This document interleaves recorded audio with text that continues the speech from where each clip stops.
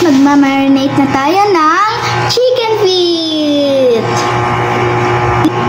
So ngayon guys, ilalagay lang natin siya sa isang container.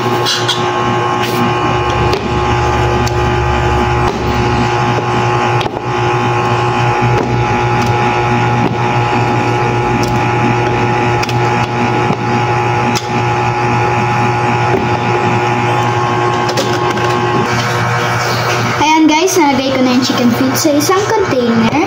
So, ngayon, ilalagay ko na ang chicken marinated sauce.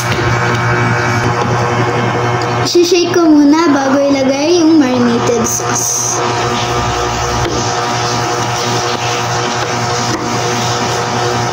Ngayon, guys, ilagay na natin.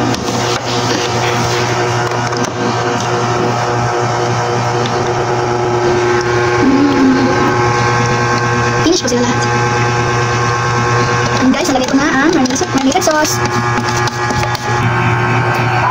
Ayan guys, nalagay ko na ang lahat ng marinated sauce dito sa container. Ngayon, hahaluin ko na para makover siya ng marinated sauce.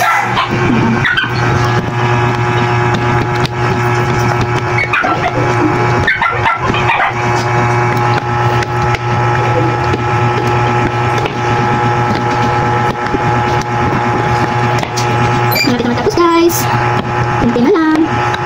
Ayan guys, nahalo ko na siya ng mabuti. Tatakpan na natin at lalagay na natin siya sa freezer.